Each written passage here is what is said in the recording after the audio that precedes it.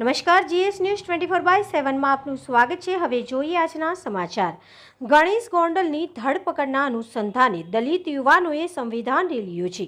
જૂનાગઢના દલિત યુવાન રાજુભાઈ સોલંકીના દીકરાને જયરાજસિંહ જાડેજાના દીકરા ગણેશ જાડેજાએ અપહરણ કરી માર મારી બેભાન હાલતમાં મૂકીને ભાગી ગયેલ હોય ત્યારબાદ આખા ગુજરાતમાં ઉગ્ર વિરોધ બાદ ગણેશની ધરપકડ થતાં એના અનુસંધાન મોટી સંખ્યામાં દલિત યુવાનોએ સંવિધાન રેલી યોજી। ગણેશ જાડેજા તેમજ તેમના સાગરીતોને કડકમાં કડક સજા થાય એવી માંગ સાથે જૂનાગઢથી જેતપુર વીરપુર થઈને ગોંડલ સંવિધાન રેલીની સાથે સ્વાભિમાન રેલી પહોંચતા ગોંડલની અંદર ઠેર ઠેર પોલીસ બંદોબસ્ત ગોઠવેલ હોય તેમજ રાજકોટ એસપી રઘુવંશી સાહેબની નજર હેઠળ કોઈ પણ અઘટિત ઘટના ન ઘટે એની તકેદારી રાખીને સૂચિત પોલીસ બંદોબસ્ત સાથે નજર રાખવામાં આવી છે અને દલિત સમાજના આગેવાનો યોગેશભાઈ ભાષા તેમજ દાસી જીવન મંદિરના મહંત સંત તેમજ મોટી સંખ્યામાં લોકો એકત્રિત થયા હતા તેમજ ગણેશ ગોંડલના સમર્થનમાં સમગ્ર ગોંડલ તેમજ આજુબાજુના 84 ગામોએ સદંતર બંધ પાડ્યો હતો। Reporter Amrutbhai Ranva, Gujarat secure news, Gondal.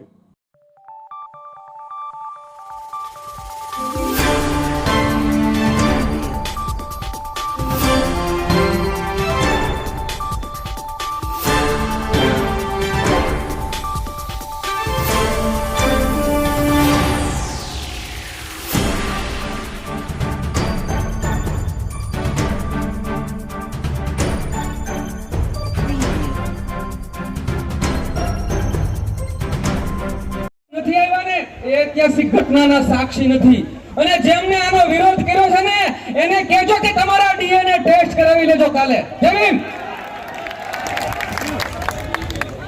Raju લઈ લો।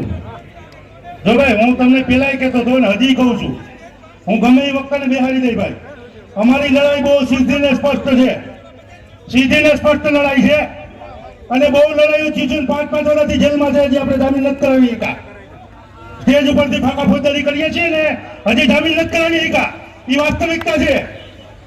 એટલે સમાજના કોઈ યુવાનોને પ્રોત્સાવી આમ હિંમત કરી અને ક્યાંય યુદ્ધમાં જવાનું નથી ભાઈ।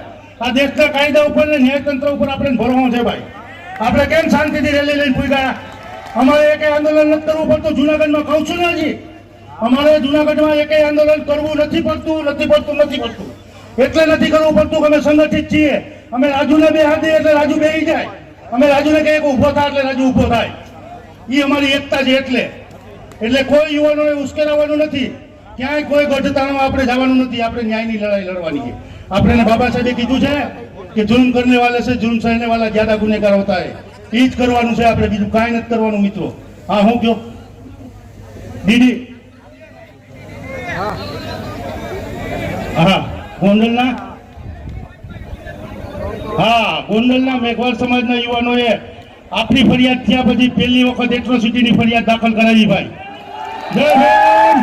ગોંડલ મેઘવાળ સમાજના યુવાનોને ધન્યવાદ આપું છું કે એને પહેલી વખત આ શરૂઆત કરી છે ભાઈ। શરૂઆત કરી એને ધન્યવાદ આપું છું। હવે હું દીદી સોલંકીને વિનંતી કરીશ, દીદી પછી બાપુ ભાઈ। બાપુ છેલ્લે આશીર્વચન આપશે। બાપુ છેલ્લે આશીર્વચન આપશે। હું માઇક મોકલાવું છું। યાદ બે આ સમય આ લડાઈ લાસ્ટ સુધી લડવા માટે આ લડાઈ ફક્ત રાજુભાઈ સોલંકીની એકથી નથી, આ લડાઈ ગુજરાતની અસ્મિતાની લડાઈ છે। છેલ્લે સુધી આ લડાઈ લડવા માટે આ બધા સક્ષમ છો?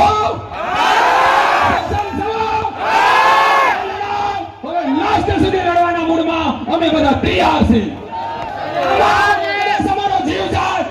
મંજૂર છે પણ અમને મૂકવાના નથી। અને જયરાજભાઈ પહેલા જ કીધું તું ગોંડલનું પાણી પીશું અને આજે પાણી પીધું અને પાણી માફી પણ લીધું।